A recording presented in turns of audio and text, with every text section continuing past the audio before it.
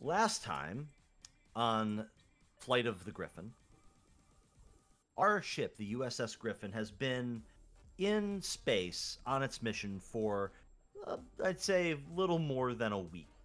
Your first job, your first submission, was to transport personnel and materials to a colony on a planet called Stalus 2, a far out, man, a far space colony not affiliated with any government, but may one day become part of the Federation. Your job was to drop stuff off to assist um, in their mining operation, attempting to burrow deeper into the planet, as the surface is inhospitable, basically. While you were there, you encountered some strangeness, this weird ore that was so strong that it stopped the phaser auger dead in its tracks. But after that, you patched everything up. You said your goodbyes. You dropped off a geologist there. A geologist named Jasmine Belfont stayed behind to assist with the colony. And then you took off, waiting for or finding out where your next adventure would take you. When you were a few days away, you received a distress call from the colony saying that some madness had befallen the colonists, causing them to turn on each other. One group had attacked the other two with pretty serious weaponry. They're mostly armed with Type 1 and Type 2 phasers. There were also some Starfleet personnel down there assisting with the colony caught in the crossfire. And injuries have been suffered. Casualties were also suffered. And the survivors, or the ones that were attacked, had barricaded themselves in the colony's visitors center in an attempt to secure an evacuation. The Griffin arrived, and you immediately saw that this was a group of shell-shocked people that were backed up against the wall. If you didn't come down to bail them out, they were pretty much toast. You went to set everything up because getting down to the planet was tough, and the storm conditions made everything very difficult for Commander Strohm to pilot the ship down onto the planet. Yeah, that barely worked. So yes, and Lieutenant Junior Grade Tahana Setum doing masterful work with the computer systems, getting a relay back to the Griffin, trying to boost signals in an effort to maybe better transport the survivors back onto the ship. While that was going on, Dr. Phlox, you were checking out some of the deceased and some of the people who were injured, and you found that their bodies had been going through some weird molecular change, which you don't quite know exactly what's going on. The best you can say is that there's weird mutations going on, or scarring going on with these people at the molecular level, causing unexplained scars in people's brain tissue and on their flesh. You saw more pronounced in some, less pronounced in others. Every person that you have scanned has shown some sort of brain activity irregularity. Except for us. You so far, nothing. You were trying to figure out what this means and whether, actually, revising the plan on the fly, because if you're like, we don't know what this is, this could be dangerous, we don't want to getting out onto the ship, what's our quarantine procedure?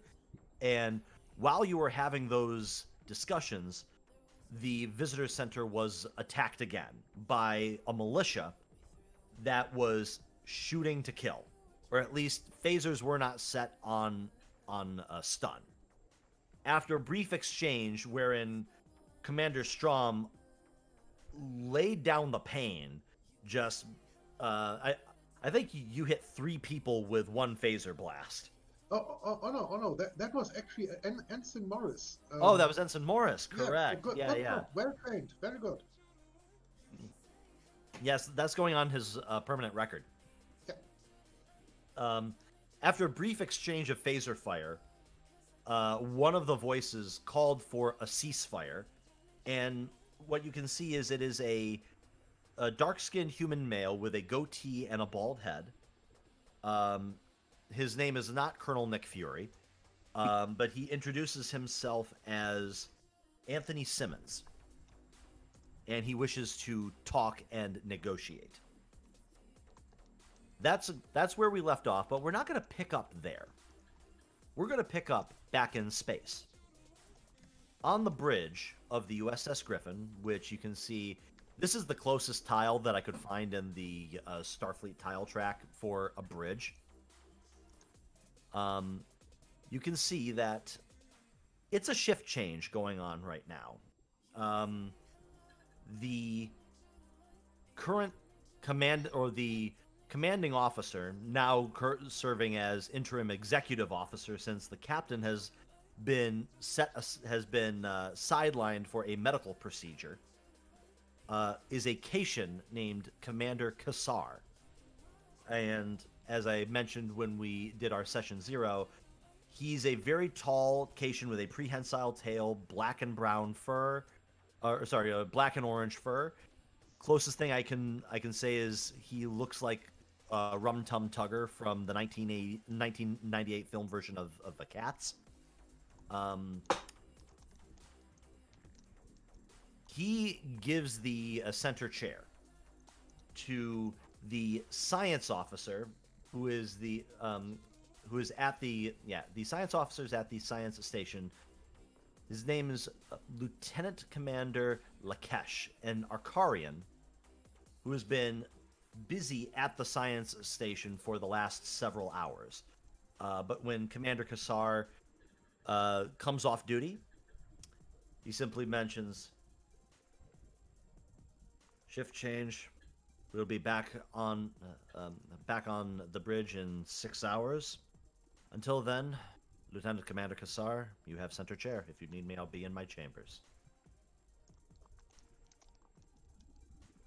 Lakesh steps up, dusts himself off, and takes center chair.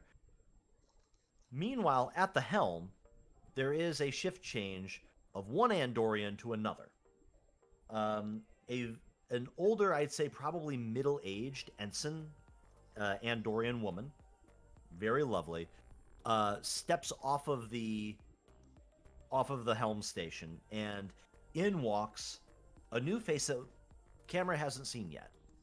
I just saw your photo. That's excellent.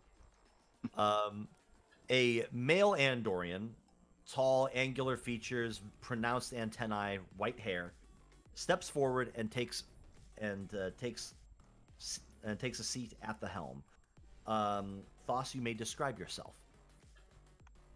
So, I'm basically not too different from the stereotypical Andorian. I'm proud of my Andorianness.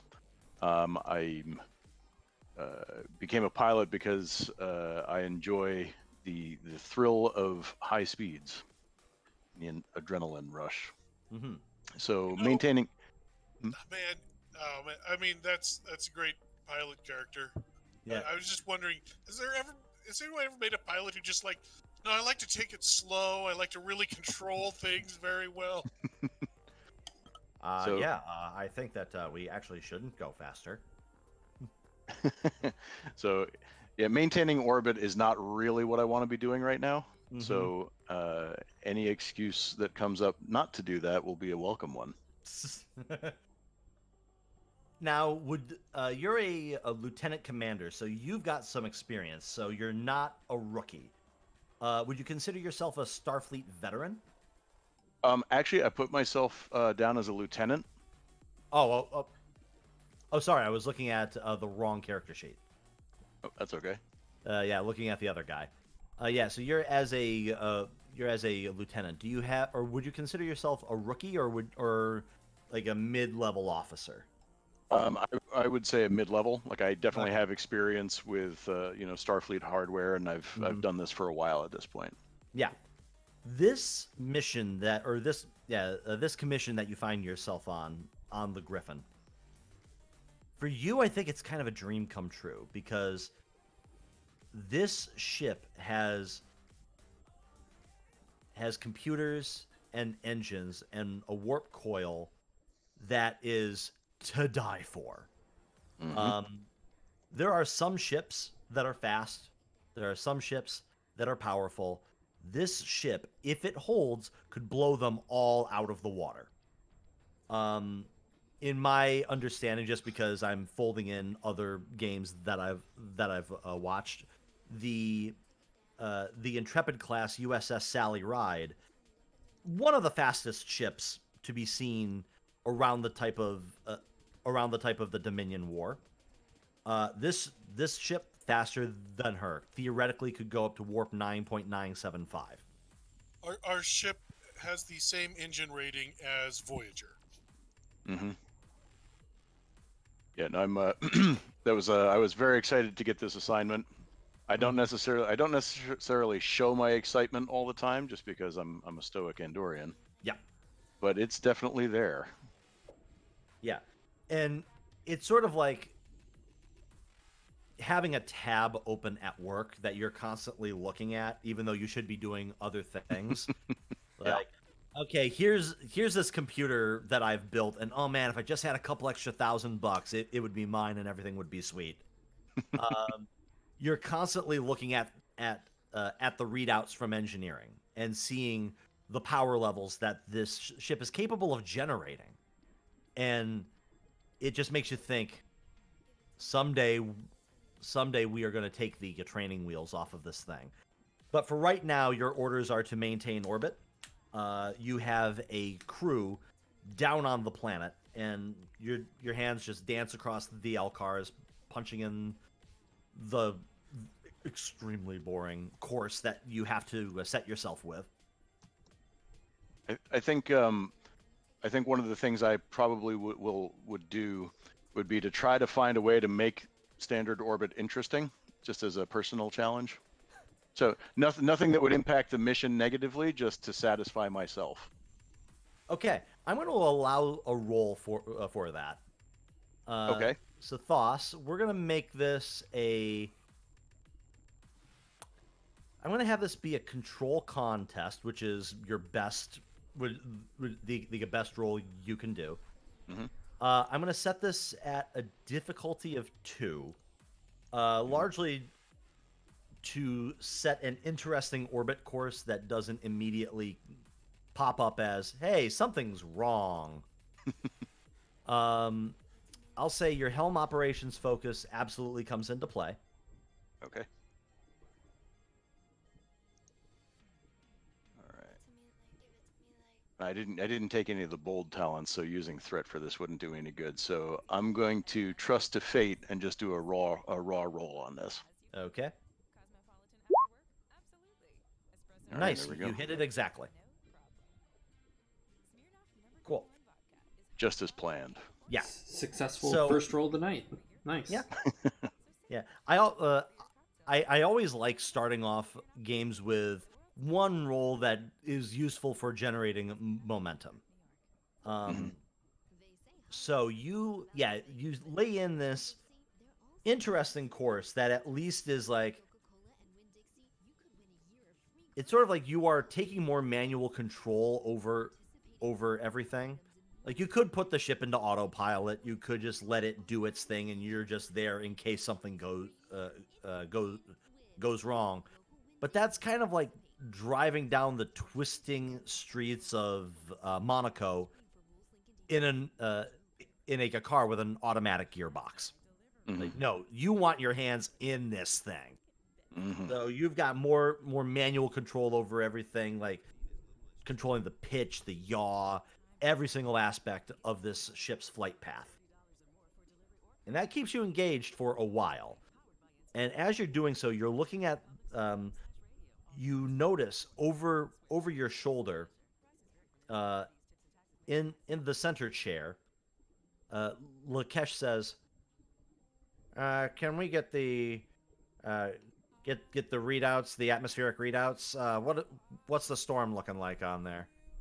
And one of the ensigns that's at the science station right now says, "Well, sir, sensors are showing increased wind, not any rain, but almost hurricane force winds down there, sir. We still have a lock on them as far as comms go. I think that if need be, we could beam everybody out if we have to. It's gonna be a little tricky with all this atmospheric activity, sir." And you actually hear that he reaches into the arm, or actually no, he's gonna comm badge, beep beep beep, and down on the planet, Commander Strohm, even though you are not actually no, you are not the officer in charge in this away mission. That would be Dr. Phlox. Yeah. So Dr. Phlox, Uh-oh. you hear your comm badge go off. And is it, "Doctor? Oh boy. This is Doctor. This is the Griffin calling. What's going on? Just want to let you know that your position down there is getting a little more untenable. The weather is turning against you.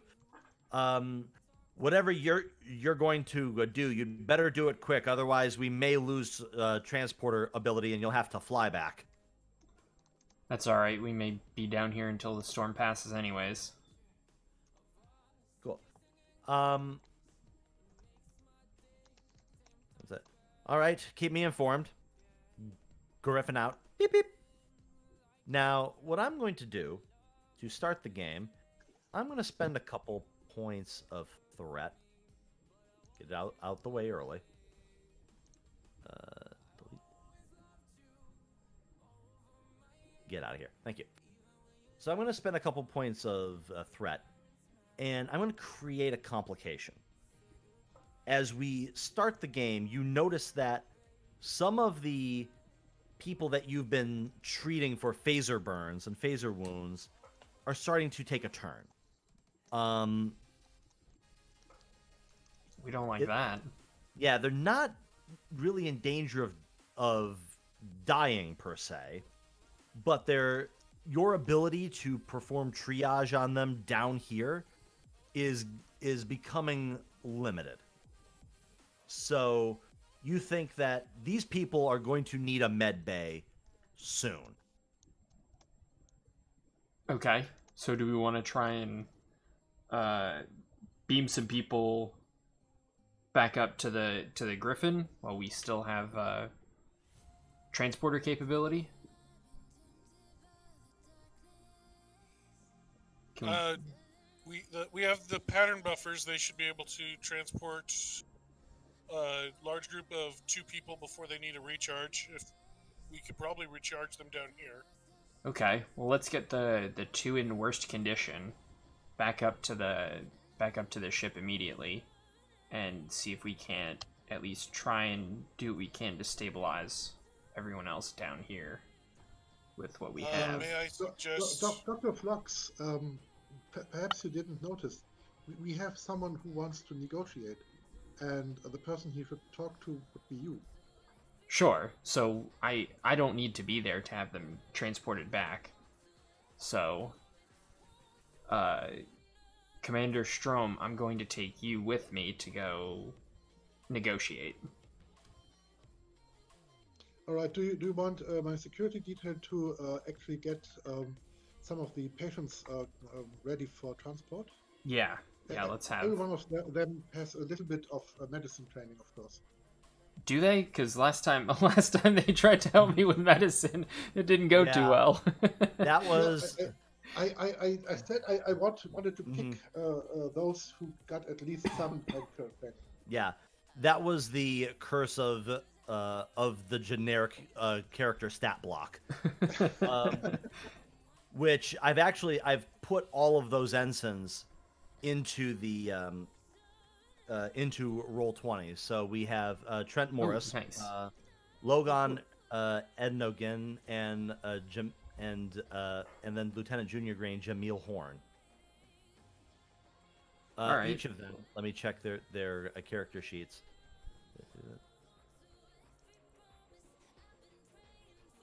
Well, do they need to roll just to move someone from one position to another? They won't have to. Like, they're absolutely transportable.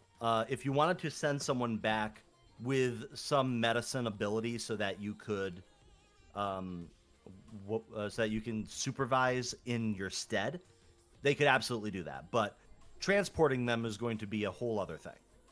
Yeah, I was only thinking of them doing the carrying of the patients, of course. Yeah, which would not require a roll.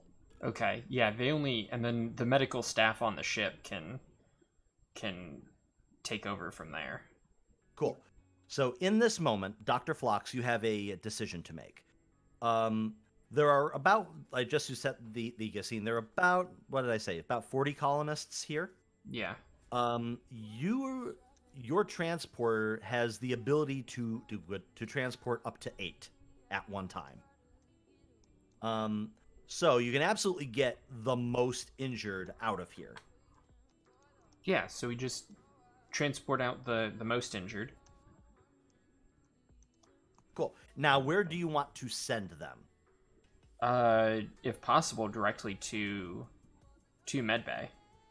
Oh wait! Last time we established we don't know how this weird condition propagates. We were talking about some kind of isolation storage also for them. Yeah. Well, then it's effective in a way. So then, Sir, an option might be to transport them to one of the cargo bays. I could tie in the pattern buffers to one of the cargo transporters, which would give us a safer signal than transporting them, say, directly to sick bay. Yeah. All right, then I will. then I let's will do step that. in sorry. I will let you know a couple of things that your characters would know. Medbay being medbay, it can make itself one of the most secured places on the whole ship, other than a brig. Because, yeah, you're dealing with diseases, you're dealing with unknown pathogens, so you could quarantine medbay really easily. So if you wanted to get them into medbay and order that particular section to be locked off, totally doable. You have authority to authorize that. Well, the captain is currently in medbay, so let's not do that. Cool. So if you wanted to, yes, you could also. Actually, what I would say is, if you wanted to beam them directly into a cargo bay, I would drop the power requirement for transporting somebody into something not a transporter. I would drop that.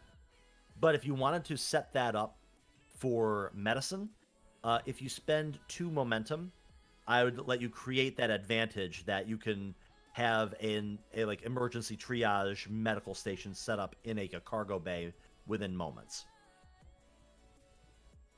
Otherwise, you're going to beam them into the cargo bay, and the cargo bay can be sealed off, but then medical staff is going to have to get down there, and whatever happens. Yeah, Do we have momentum to spend? You have 2. Exactly 2. That's good. Yeah, let's use the momentum to get them set up. Got it. Also, another one of my house rules, because games are going to very likely, or episodes are going to encompass multiple game sessions. At the start of a game session, I will likely lose a few momentum to simulate the start of an episode, but also to encourage you to spend it a bit more freely. Like, spend yourself down to 0. That is it. I chose not to do it this time because you only had 2, and I didn't want to leave you with nothing. But that is a thing that I can invoke. it's usually a very fluent resource, so it could come and go all the time. So yeah, Absolutely. let's spend it. Yeah, spend it. So you've created the advantage. Dr. Phlox, you come up to the medical bay, and there is your head nurse is in there. Your head nurse is a female betazoid named Laro Ichar. Okay. So she's been holding down med bay in your stead. And when you badge up, she's like, "Yes, doctor?" We're transporting up 8 patients with a currently unknown condition, and we'll be quarantining them all in one of the cargo bays. Excellent. All right. Very well. I will get security involved with setting up a quarantine zone, and all right, we'll have a few beds set up. Do you anticipate needing any more medical stations there?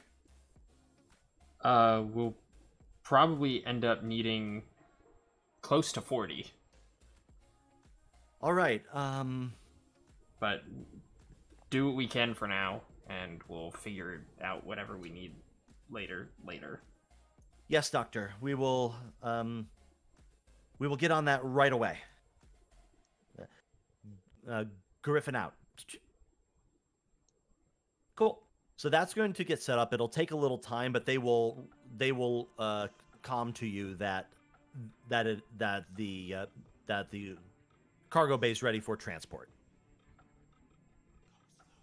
Okay. So if we want, we can just take care of that right now because it's just transporting. Yeah.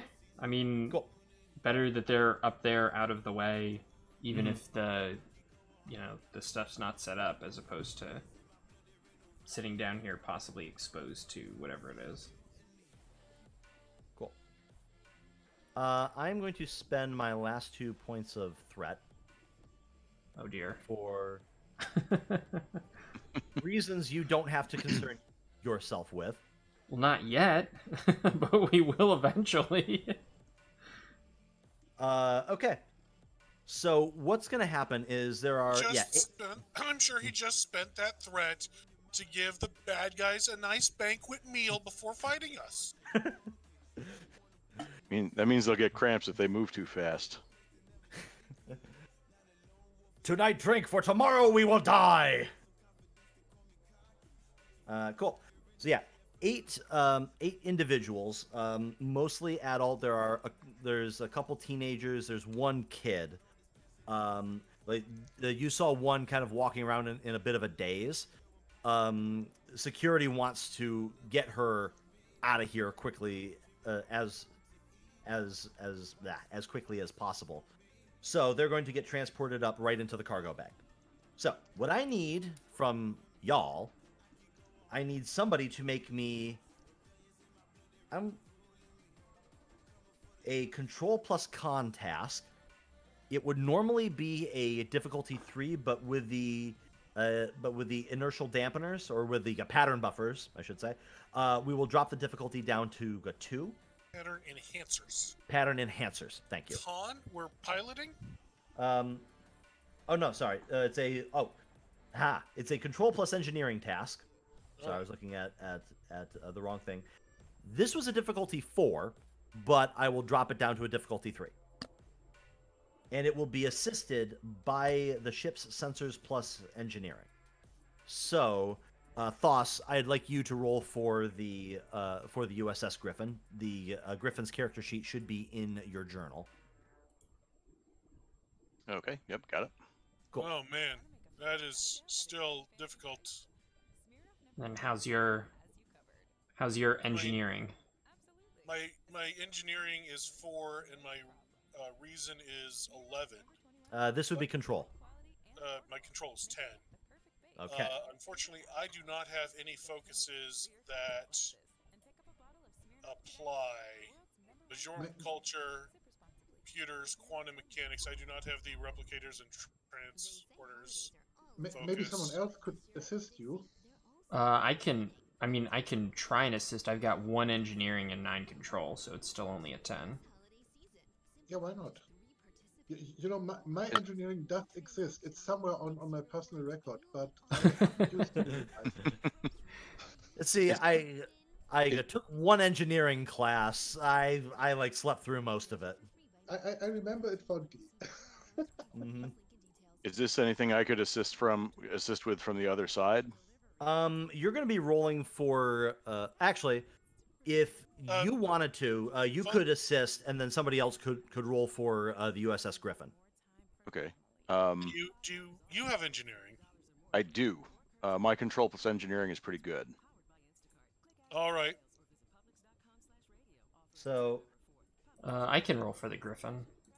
let's actually say this, because Thos, you would be the one doing most of the heavy lifting.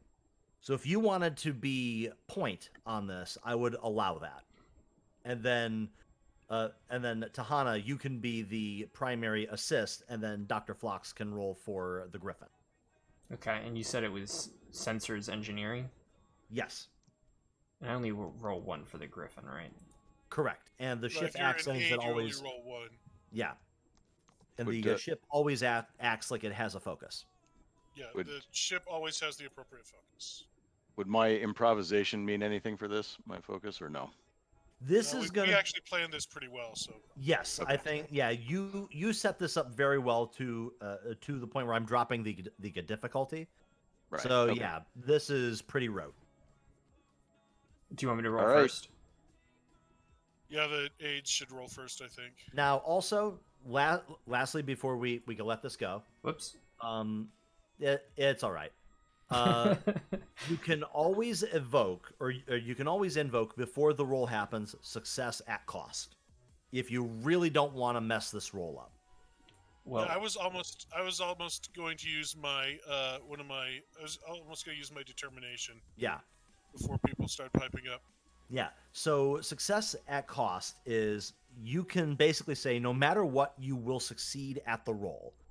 But if you don't succeed at it naturally, i.e., you don't hit the appropriate difficulty with your die rolls, you will automatically incur 1 complication in addition to any complications that you roll naturally.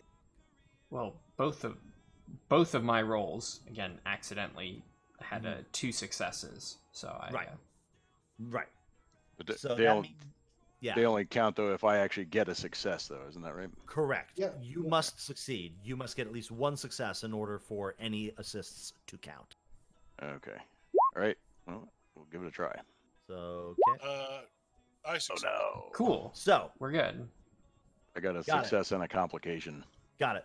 So you're gonna make it. You will get 1. You'll get 1 momentum.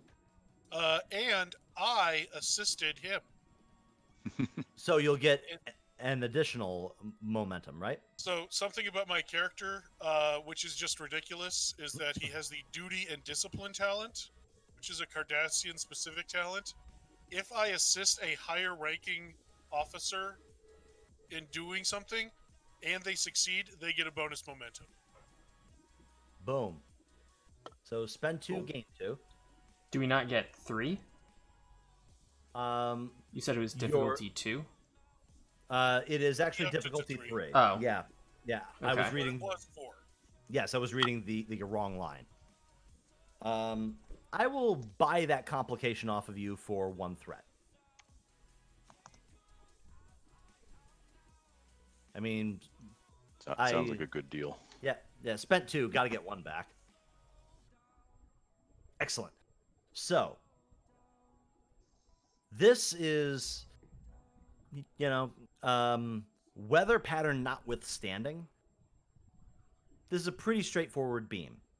You get a lock on 8 life signatures, and with a few taps, they are grabbed by the transporter Phlox? down on. Sorry. Wait, didn't Phlox help with this? No, Phlox didn't. I Okay, did never not, no. Yeah, Phlox rolled for the ship. Although I probably should have tried to help with it. but I couldn't because I'm on my way to negotiate with somebody. Yeah. And I also try not to let too many people dogpile onto assists unless there's a really good reason. So yeah. Remember that he has that talent that if he and 2 other people assist, they can ignore the first complication. Yeah.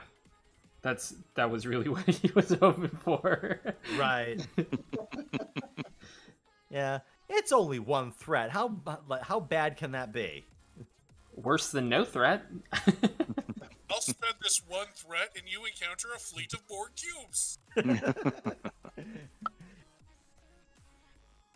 Yes, 1 threat and the ship goes into self-destruct mode. So yeah, you watch as the blue curtain takes those 8 lives and beams them off of the planet and onto the cargo bay of the USS Griffin. There are medical and there are security personnel already standing by looking to assist with the wounds. That is going to be that. So 8 down, about maybe 32 or so in that group left that might want evacuation at some point. Cool. So. All right, well, they're gone. I'm going to see if I can tap into the station's power supply, or the base's power supply, colony's power supply, whatever you want to call it, to keep the pattern enhancers charged, because they only have enough power for 2 beamings. Okay. Okay, so this is going to be a bit of an engineering challenge. I'll let you make a, say this will be a reason engineering check. Your improvisation focus will apply. Difficulty here is going to be 1.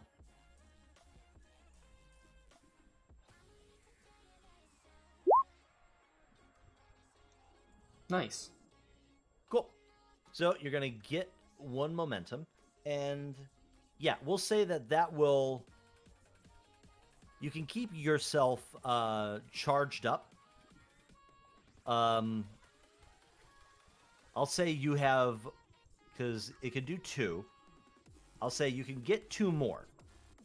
Just off of the power that you've patched into. If you want to set it so that you never have to worry about it, if you spend 2 momentum for the create an advantage spend, then I'll say, okay, you never have to worry about this thing ever again.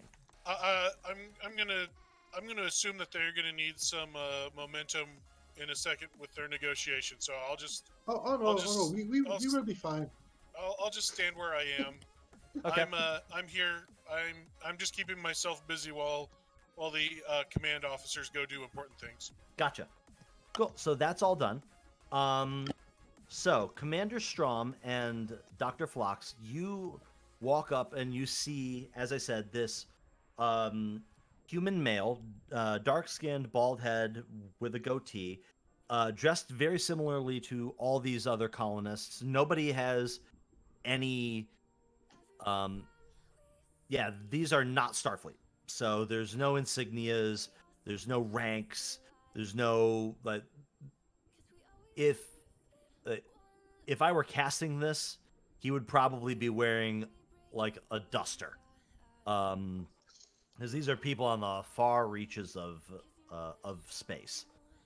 And you can see that at his side is a Type 1 phaser that is not drawn, and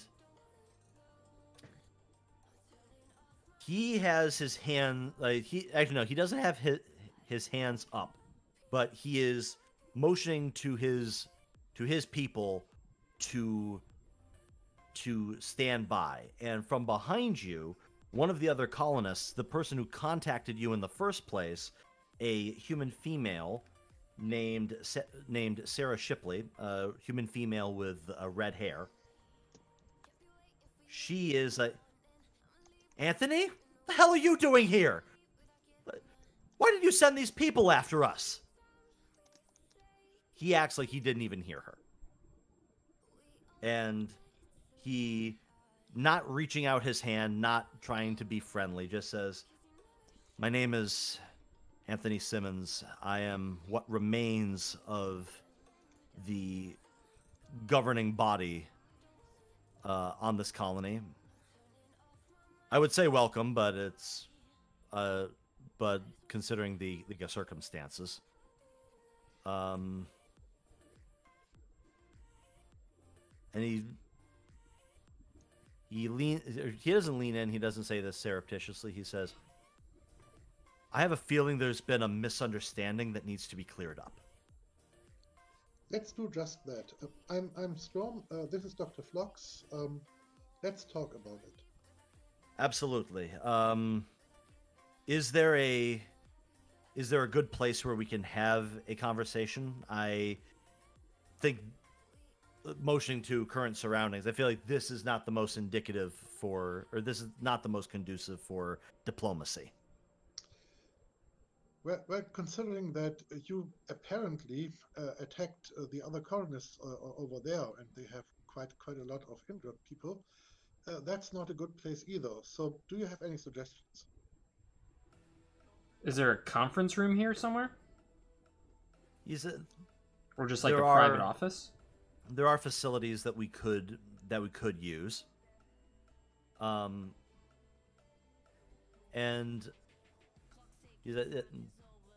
there are facilities in the colony that we could use. Considering what's happened, there's not a whole lot of activity going on right now. And behind you, you hear, "Don't listen to him! He started this! He started this! Because he wants it all for himself!" Is this the Sarah Shipley again? Mm-hmm. Yeah, same person. Okay. I turn around to her. Miss Shipley, Starfleet is now taking over with this. Please tend to your business at the injured and others, and don't interfere here. I mean, we saw what happened. If you're going to talk to him, I want to be there. Or, I mean, not to tell you what to do. You know, because you came by to help us, and it's because of you that we're all still alive right now. I totally get that. But I don't feel safe here. Not with him here. I saw his reaction on her accusations. What do I think? Would that I have the gut feeling that this would complicate things. So, Dr. Phlox, what do you think? He called a ceasefire, and he wants to talk to us. So I think we should hear him out and get his side of the story. And what about Miss Shipley?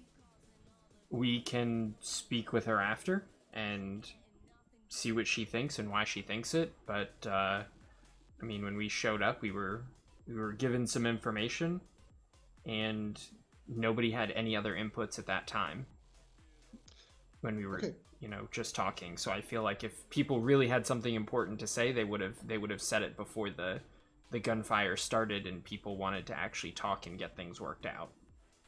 All right, I don't want to shout down the corridor, so I walk over to Miss Shipley and tell her in a normal voice, we need to get his view in more or less private first.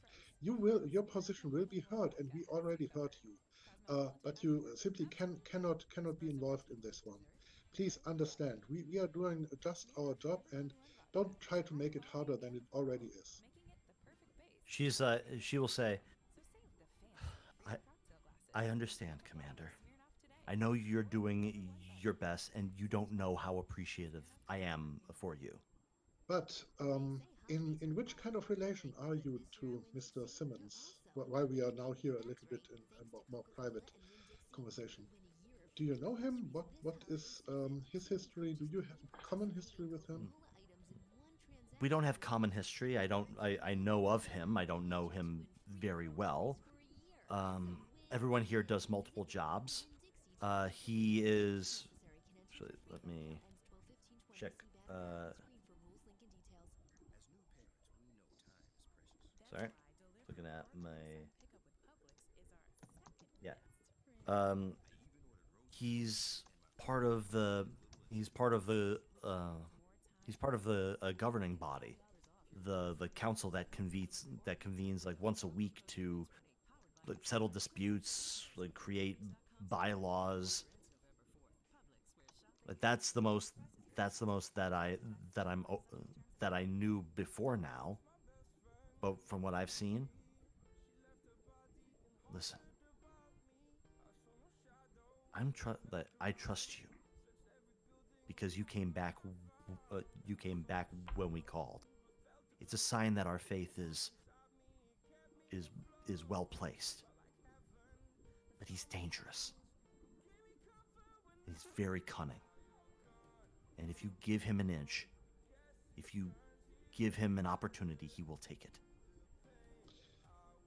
You know, that actually fits my impression of him.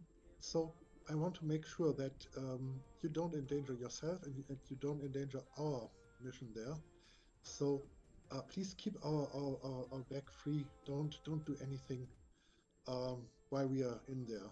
We will come back and we work things out. What are we supposed to do? Just wait here?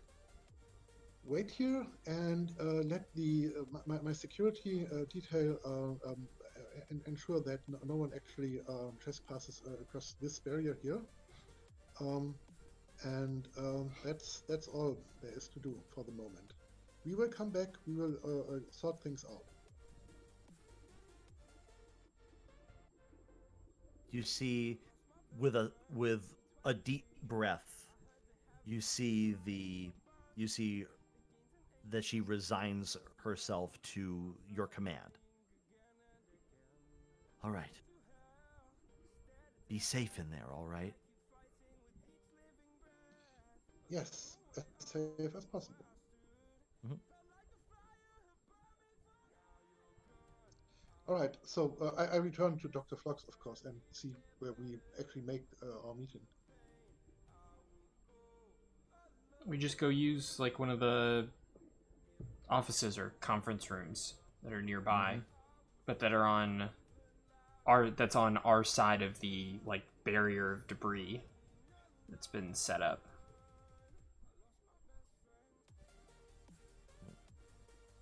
Okay. So, this is a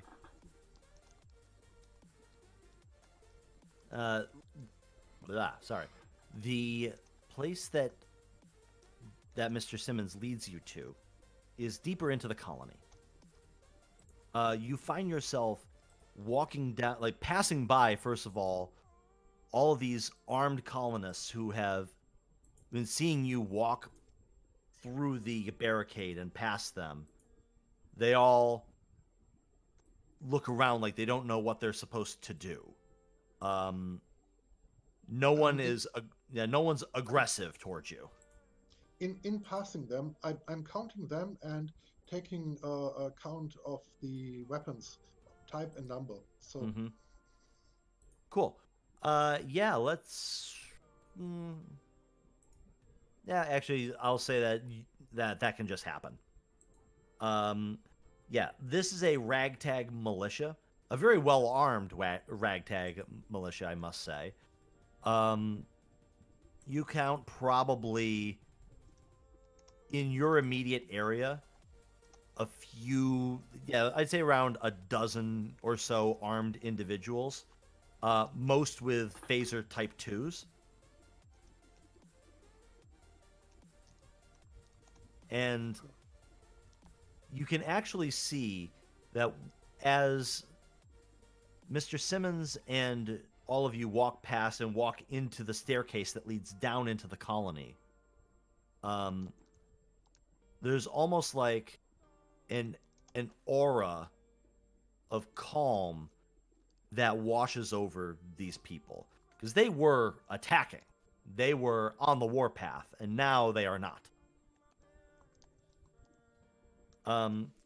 As you walk through the corridor and into the colony proper, it's very well furnished. Lots of modern artwork. You'd never know that this was probably once a cave at some point. Extremely well engineered and modern, sleek, well lit. It mimics the normal day and night cycle. So right now would probably be close. Like the lights are starting to click on and simulate dawn. And you walk through. There is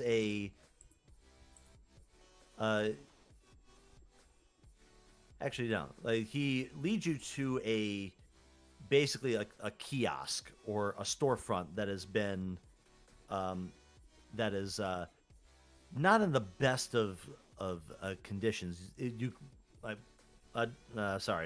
Commander Strohm, without having to roll for it, you could tell this thing was probably looted or vandalized at some point. And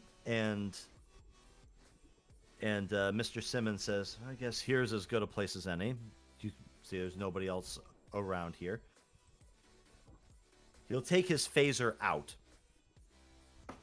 and set it onto the table. Just so we are clear. Well, I'll do the same. I like having things on the table. As will I. He says, what was my impression on walking there? This is a ragtag militia, so but do they accept him as their commander, or are there some people looking more independent, more doing their own stuff, or was he the leader? Is that leadership he presented? Give me an insight command roll. All right, insight. And which difficulty? I'll say this is like from the barest amount of exposure you have to these folks. I'd say it's going to be difficulty 3. All right. So can I assist him on that? This is very internal. Like this is inside Commander Strom's own head. Okay. So there's not much you can do to really assist. I'd say that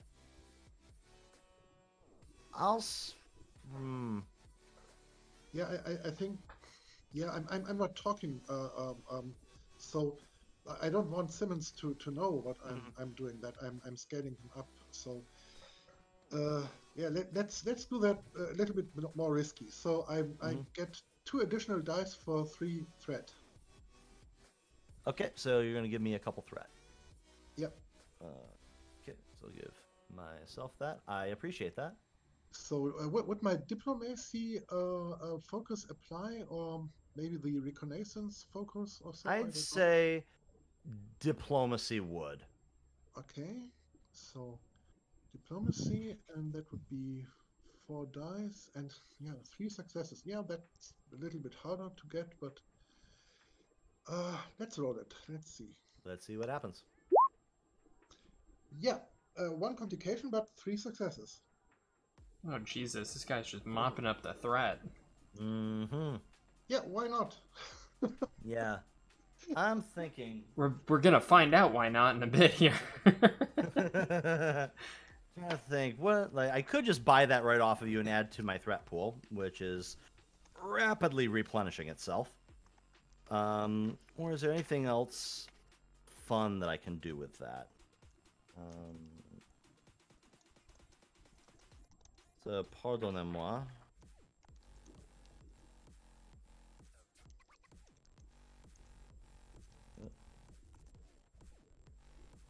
Cool.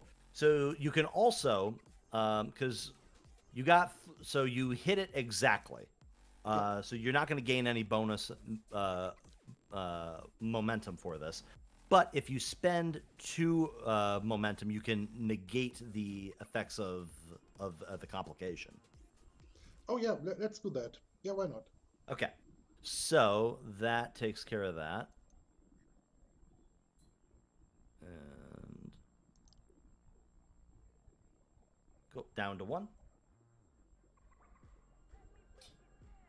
And there we go.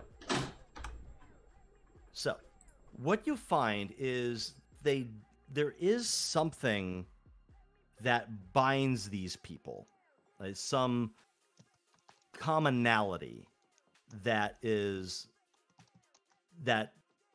I mean, you were here a week ago, and there was they were just a colony, and they like it's like you would have walked into any like off the shelf Wild West town. Most of these people are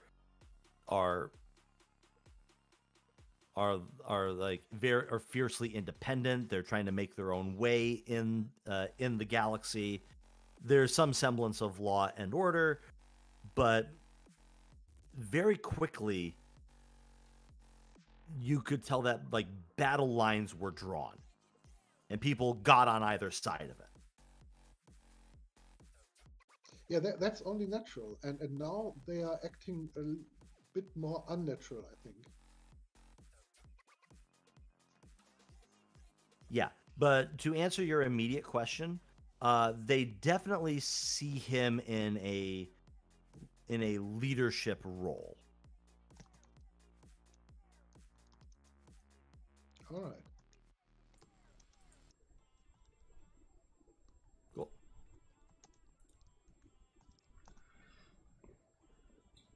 Cool. So he says, I'll be honest, I don't know how you got here. I guess I can kind of figure it out, but I'm grateful that you are here.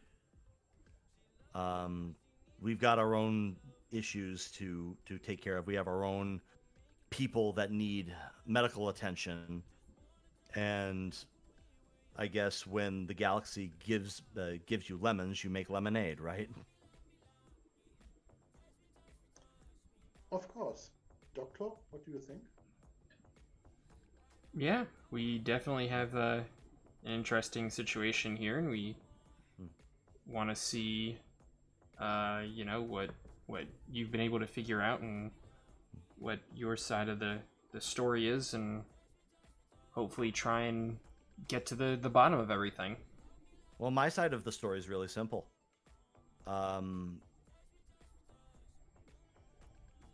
This Sarah and her folk basically stepped over the line. As far as I could tell, there's a lot of hearsay involved. There were heated discussions, and they drew first blood, and they actually inflicted some pretty heavy damage onto us before they retreated. And any kind of cause? Any kind of special event when that happened?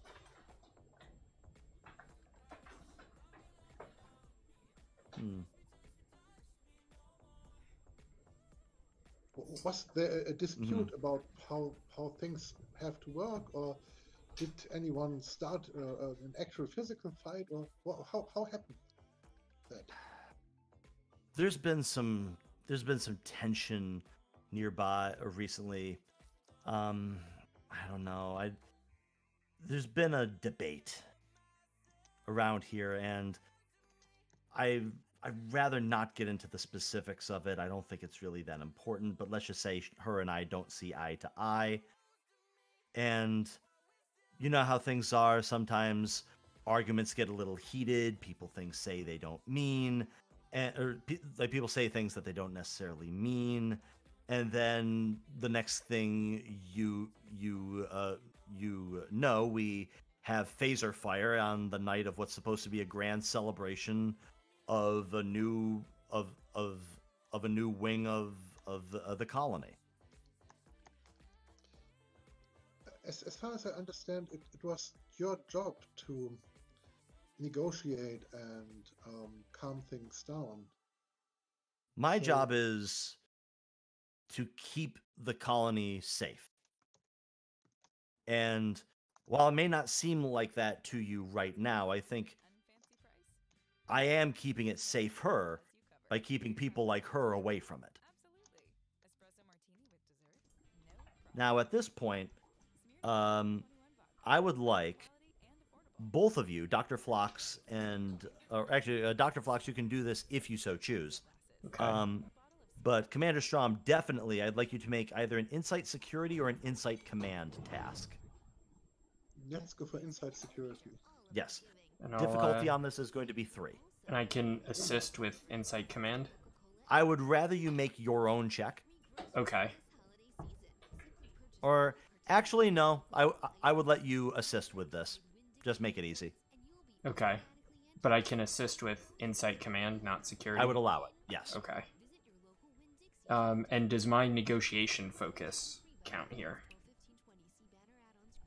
This is not a negotiation. This is the Star Trek this is the Star Trek equivalent of a D&D insight check. So would diplomacy or reconnaissance help? Composed? Like keeping my composure under finding out new information? Let's see. So, reconnaissance, no. Diplomacies, I mean, this is actually I would allow it. I would allow diplomacy. So for so Dr. Phlox, for you, do you have focuses that I did not write down? I've got emergency medicine, surgery, virology, xenobiology, negotiation, and composed. I just hadn't extended the space to view them all.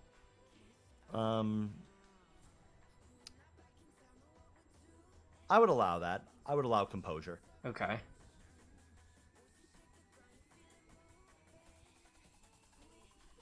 Okay, and I'm doing my own check, right? I will say you can assist. Assisting, okay. Now, the rules may or may not allow... Actually, no, I think that the rules do allow an assist with a focus. Yeah, usually, yeah.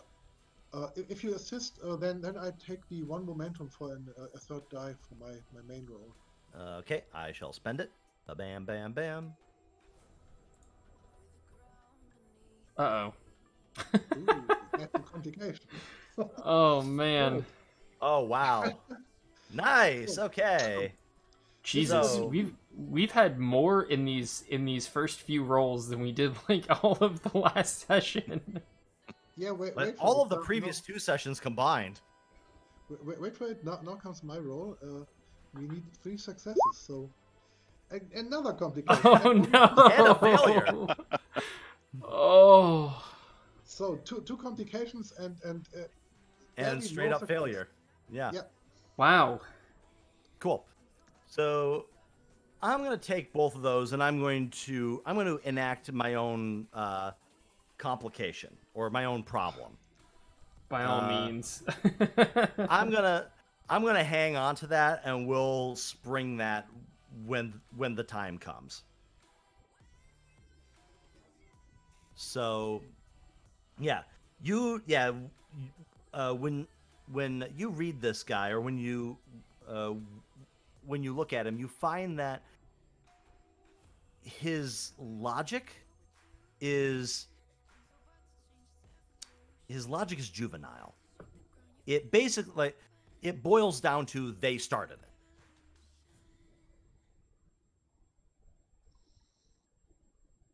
That's usually sufficient.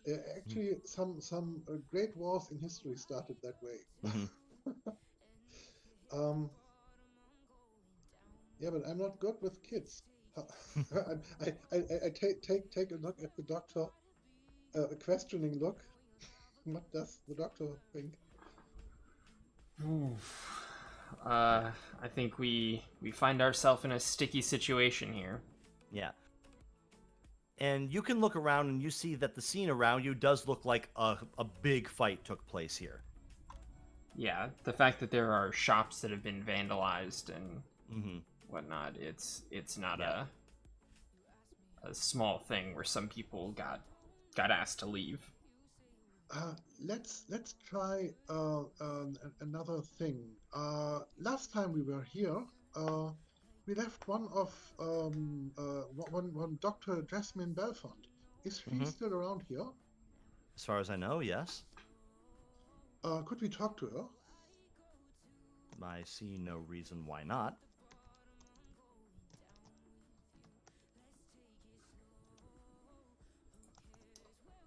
Do we want to bring her into the room here with the three of us, or do we want to talk to her separately?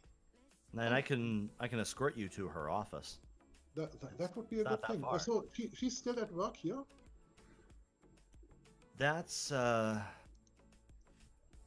think that yes. I mean, short answer, yes. She's quite good, and the work that she's done for us has been very enlightening. And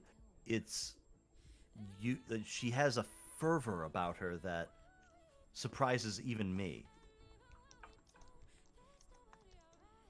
All right, then let's go speak with her. Yeah. Maybe on our way, the doctor could explain to you the strange findings we found with some of those, let's call them patients, outside. There had been some medical issues. I'm not sure if you are aware of that, Mr. Simmons. I'm sorry? Yeah, there had been some medical issues. Dr. Phlox, could you explain that? Because I'm not that good at explaining such a thing. Yeah, there's an currently unknown source causing degradation to the brain and other various organs, causing severe damage that is possibly irreparable. And we'd like to put a stop to it as quickly as we can, and find the source, and hopefully with your help we'd be able to do that. That's disconcerting. I'm not aware of any. I mean, we're down here. It's not like there's, airborne pathogens or, brain worms or anything like causing, weird things like that. Oh, would you agree to let the doctor take a quick medical check on you? Yeah, just a quick once over with a tricorder to see if you have the ailments. I assure you that I'm fine. Well, all of the other people thought they were fine as well until they weren't.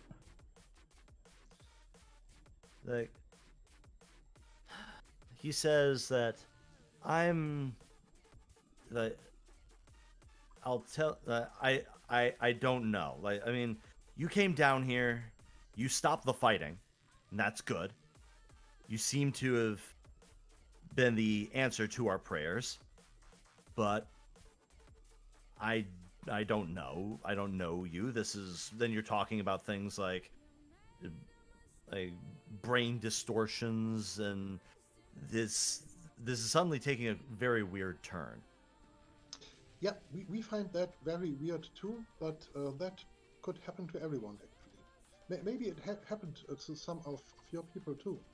So, we do have some medical responsibility. You said that you had some injured people, and maybe they are not injured. They maybe have some illness too. So now we're here. We want to help, make you better. Let's do this. Give me a presence command roll. Oh my. To try to convince him that this is a good idea. Difficulty what? I'd say this is going to be I would put it at a difficulty 2. Okay. But I'm going to spend a few points of threat because this is not something that he's into. I'm going to raise the difficulty up to 3. Okay. Is it? I think it's 1 to bump the difficulty once, 2 for twice. I think it's the same as buying additional dice, yeah. Yeah, so I'm going to spend 1 threat and bump the difficulty up once. Okay. So now it's going to go up to 3. Does my negotiation focus kick in here? Because we're negotiating to try and get him to cooperate with us. Yes, I would allow that. You would be making the same present. I'd say you could do this as a presence medicine. Okay, cool. I mean, my command is 4, but medicine's 5, so I get the extra point there. Yeah. And I assist with 1 die. Okay. So let me assist. Does my diplomacy focus apply here too? I'm going to say in this case, yeah, heck it, why not? Okay, it's 1 die, so let's hope that works out somehow. Yeah, 1 success. Okay. Got 1. And then, what is it? I'm gonna spend a threat for a 3rd die here. Okay, thank you very much. Oh Jesus! Yeah, but 4 successes in total. So Yeah, we pick up 1 momentum here. So Yep.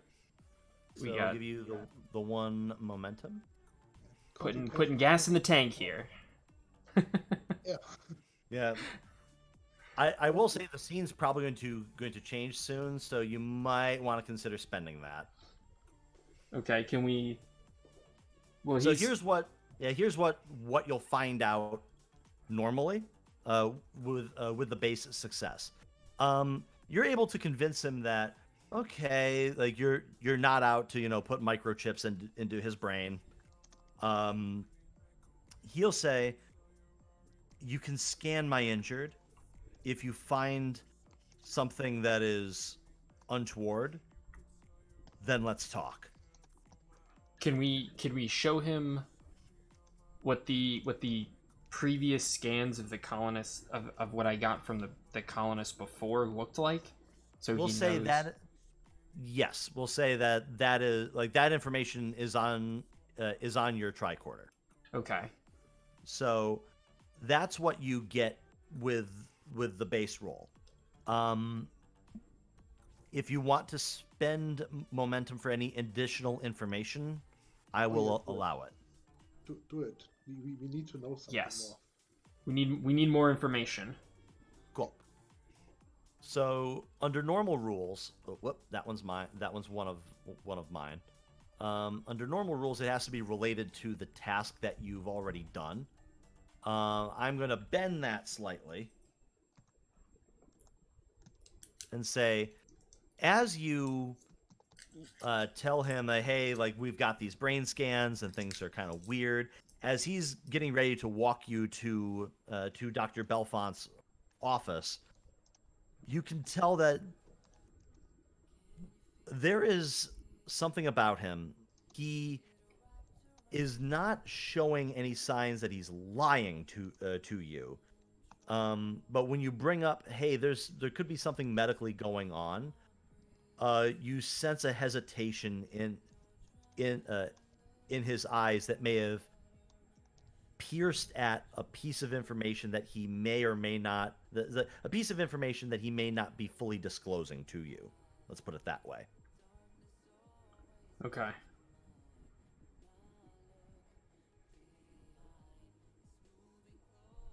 So, we're going to cut there as you walk to Dr. Belfont's office. Commander Strohm, you are here basically like just keeping an eye on the pattern enhancers to have transporters standing by. Oh, you mean Tahana? Yeah, sorry. Yeah, Commander Strohm comes up first when I'm looking at all of the players. So, Lieutenant Junior Grade Man, Tahana. I got a real big promotion. Name change too. And my command abilities is not going to work anymore unless I'm helping the captain out. Ring, ring. Hey, Mom, just got a promotion. 4 of them. Yeah, Or- duty and discipline does nothing for me now, unless I'm helping out admirals or something. Cool. So, Lieutenant Junior Grade Tahana, you are sitting here helping, or basically keeping the engine warm, effectively. You look around. It's you and the ensigns, and the one Lieutenant Junior Grade. You three you 4 are the only Starfleet presence in this room right now. Everybody else are colonists trying to process what's going on. You notice that now that the injured are out of the situation, they have moved. You get the sorry. Pardon me. Wow. I've just been drinking water. What the hell? Yeah, but it's Staten Island water. Yeah, that's right. This water came right out of my refrigerator, and it packs a punch.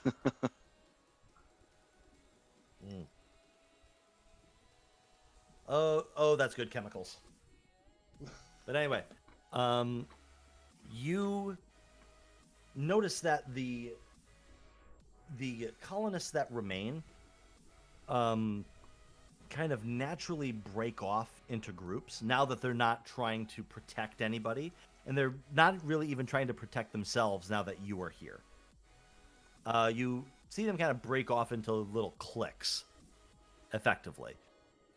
And you can hear, like, talk about everything. You can give me I'd say insight command. I could. I mean, that is a thing I could roll. You could maybe do, yes. I would set the difficulty here to 1 because it's just what do you overhear. I mean, I'm insight command. Here we go. But maybe the security guys could assist you a little bit if you. Nah, it's actually, yeah. I would allow one of the security officers to assist. I mean, if he wants to pull something up, bring something to my attention. Yeah. I am not the guy to take command of a situation. Cool. You So then ready why for don't I this? why don't I have them roll and see if anything pops up? Because let's see, what's my Starfleet security officer looking like? Let's see. Basically, their number is going to be a 10. Yeah, see, they're way better than me. So I'll have them roll it. Can you assist them? No. Oh, His responsibility. How can he grow if he doesn't take responsibility? yeah. The way I grow is I sit in the computer lab and do more programming. What's the worst that can happen? Another complication? I mean, come on. Yeah. Or maybe 2. So I had rolled this one in the physical meat space just because I had the book handy. I got a 16 and a 7, so 1 success and no complications. All right, ready for this? Ready for this? Whew. You can roll 2 dice if you are. Hey, that's not a complication. Look at Yeah, that. but Yeah. if you are the main actor, you have 2 dice. I was the main actor. Oh, sorry. All right. I did not roll 2 dice. I should have rolled 2 dice. Okay. No, I thought you were assisting. I mean, I don't even know something's going on. Yeah. Yeah, this was more of an over here. So since the NPC got it, I would let you roll 1 more and see if we could get a momentum off of it because, hey, No, like another complication. No, I have an insight pop of up. 7 and a command of 1. I am not a social person. Cool. So, let's see. In fact, this is what I am doing. I am not rolling this for any.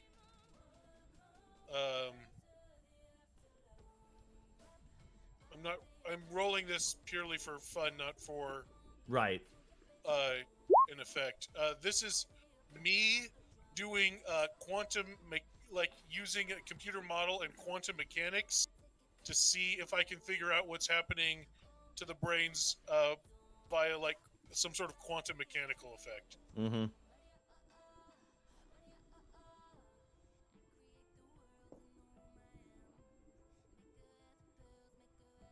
So that's where my head goes. Right. Yeah, you are immediately trying to engineer a solution to this problem. Or So- at least explore. Right. So the Bolian, Ensign Logon, comes over to you and says, sir, what sort of background research have we done on this place? Not much. It's a colony. Mhm. It's an L-class planet, barely habitable. They're drilling underground in order to make a decent living here. Do we know if there's any social bond that might tie all these people together? Any I mean, social there's 80 commonality? people in the colony. It's not very large. I would assume there'd be a pretty tight social bond Hmm. pretty quickly. I'm not an anthropologist, though. Yeah, neither am I, but I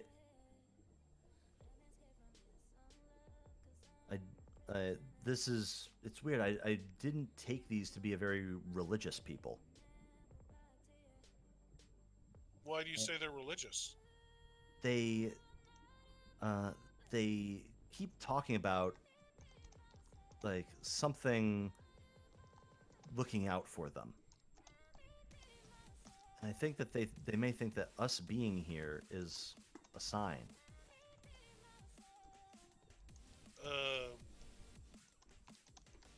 Okay.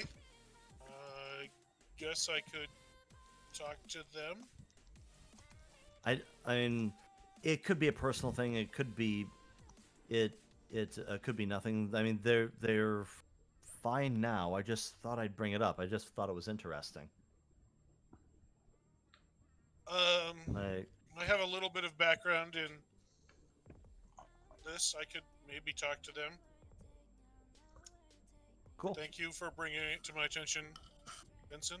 Absolutely, sir. Yeah, I'll see if I can go talk to the one of these cliques. Cool. Yeah, there's a little clique of like four people sitting around, kind of huddled in their this is a group of people that looks like they were literally roused out of bed and are here with nothing but the clothes on their backs. Hello? You guys look like you're a little haggard. Is there anything I can do for you? No, you've done quite enough, which we're quite thankful for, sir.